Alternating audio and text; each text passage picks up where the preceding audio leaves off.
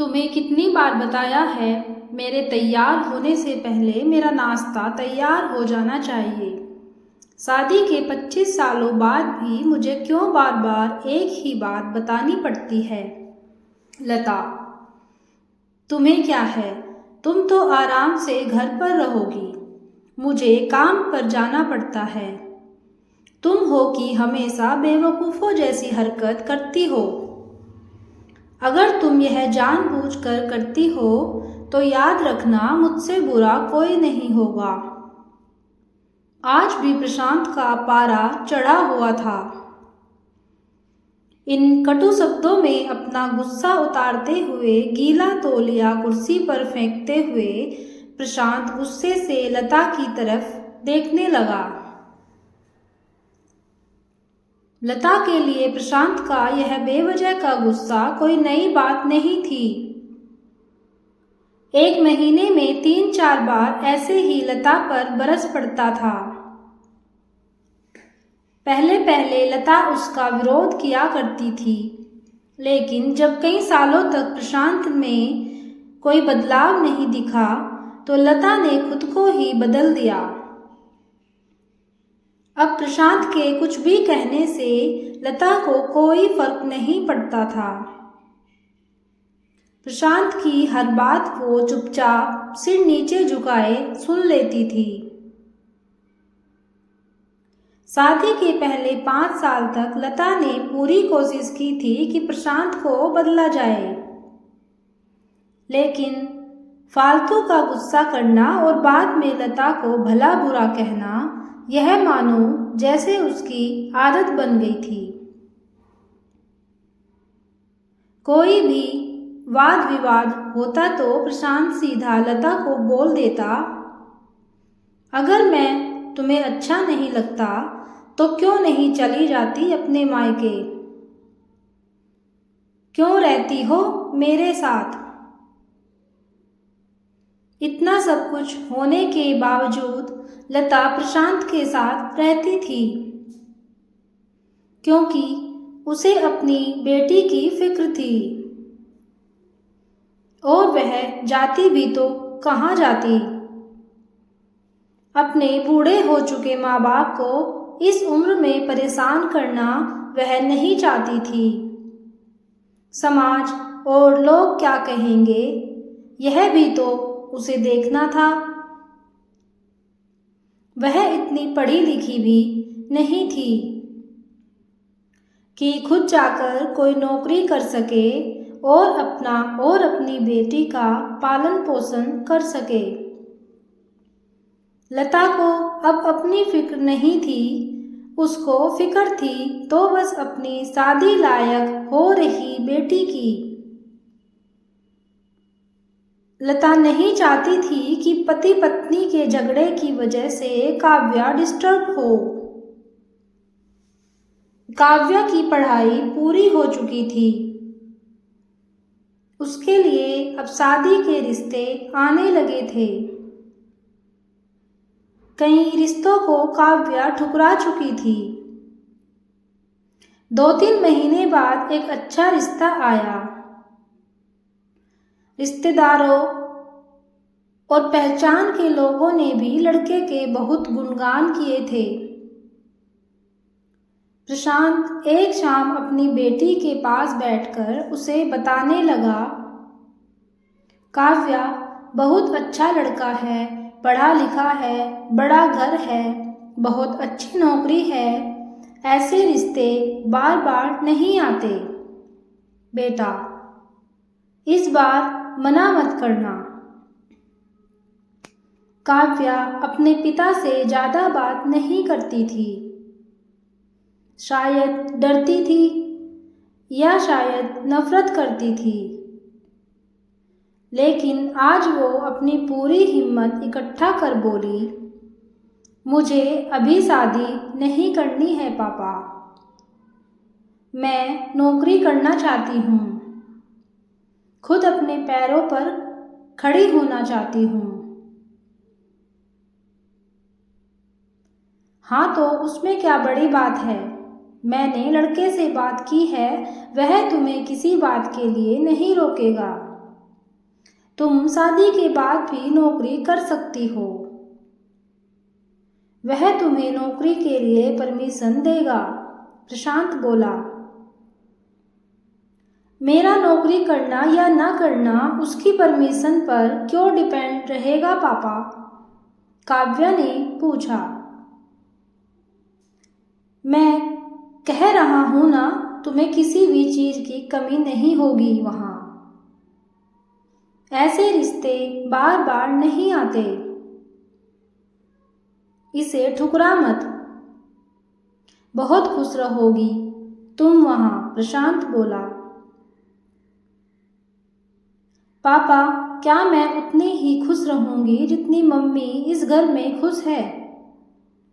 काव्या ने तंज कसते हुए कहा। आज तुम्हारी जबान कुछ ज्यादा नहीं चल रही? प्रशांत गुस्से से आंखें बड़ी करते हुए बोला। पापा, मुझे शादी ही नहीं करनी है, क्योंकि शादी के बाद अगर वह लड़का आपके जैसा निकला तो मैं क्या करूंगी? मुझे आपके जैसा जीवन साथी नहीं चाहिए, जो बिना बात के मुझ पर हमेशा चिल्लाए। मुझे कुछ भी अपनी पसंद का लेना हो तो 10 बार सोचना पड़े, कहीं वह नाराज न हो जाए। मेरी तबीयत खराब भी हो उसे परवाह ना हो, रोटी थोड़ी सी मोटी बन जाए तो घर सर पर उठा ले, उसकी चेकबुक ना मिले तो भी मेरा ही दोष निकाले, और हर छोटी मोटी बात पर मुझे मायके जाने के लिए कहे। काव्या ने अपना दिल खाली करते हुए पापा से सब कह दिया। प्रशांत का गुस्सा 7वें आसमान पर था, लेकिन उसके मुंह से एक भी शब्द नहीं फूट रहा था। वो काव्या की बातें सुन रहा था। काव्या उतना ही बोलकर चुप नहीं हुई। आज पहली बार वह अपने पापा के सामने इतना कुछ बोल रही थी। पापा, आपने माँ के साथ हमेशा गलत व्यवहार किया है। आप अपने ऑफिस का गुस्सा बिना सोचे समझे माँ पर उतार देते हैं, कभी इस बात की परवाह भी नहीं करते कि उन्हें कैसा लगता होगा। आपकी बातें सुन माँ ने अपना स्वाभिमान खो दिया। प्रशांत आज पहली बार अपने किए बर्तावों को महसूस कर पा रहा था। वो इतना ही बोल पाया, जो तुम्हारा मन है वो करो। मैं तो इतना बुरा हूं ना? काव्या ने प्रशांत का हाथ पकड़ा और बोली। पापा, मुझे सिर्फ एक सवाल का जवाब दे दो। क्या आप चाहेंगे कि मेरा पति आपके जैसा हो? अगर आपका जवाब हाँ है तो कर दीजिए मेरा रिश्ता आज ही, और ना है तो मुझे आत्मनिर्भर बनने दीजिए। प्रशांत कुछ भी ना बोल पाया और वहां से चुपचाप बाहर चला गया। आज उसे लता के सामने जाने में शर्म आ रही थी। चलते चलते उसकी आंखों से आंसू बह रहे थे। प्रशांत ने आज से अपने आप को बदलने का निश्चय किया। अगले दिन से लता ने अपने पति में काफी बदलाव देखा। वह सोचने लगी कि जो हिम्मत काव्या ने दिखाई है, वह हिम्मत अगर मैं पहले ही दिखा देती तो शायद आज परिस्थिति कुछ और होती। अब काव्या पढ़ लिख कर अच्छी नौकरी करने लगी थी और 3 साल बाद उसके लिए एक अच्छा रिश्ता आया और उसकी विदाई पर प्रशांत बोला, बेटा तू हमेशा खुश रहेगी, क्योंकि तेरा पति तेरे बाप जैसा नहीं है। प्रशांत की यह बात सुनकर लता और काव्या की आंखों से आंसू बहने लगे। दोस्तों, हमारे समाज में औरतों को भले ही देवी का दर्जा दिया जाता है, लेकिन वह स्वतंत्रता नहीं दी जाती जो उन्हें देनी चाहिए। उन्हें बचपन से ही बताया जाता है कि वह पराया धन है। स्कूल से आने में देर हो जाए तो पिटाई मिलती है। मोबाइल पर बातें करते हुए दिख जाए या खिड़की से झांकते हुए दिख जाए तो शक किया जाता है। माँ बाप का घर तुम्हारा नहीं है, पति का घर ही तुम्हारा घर है। जीवन भर यह बातें बता बता कर उन्हें ससुराल भेज दिया जाता है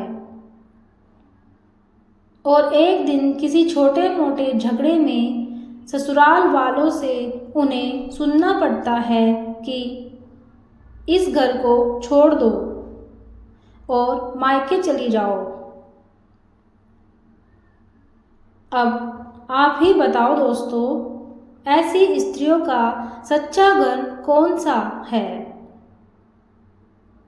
आखिरकार वह किस घर को अपना कहे? कहानी अगर अच्छी लगी हो तो एक लाइक ज़रूर करना और चैनल को सब्सक्राइब भी करना। वीडियो को अंत तक देखने के लिए धन्यवाद।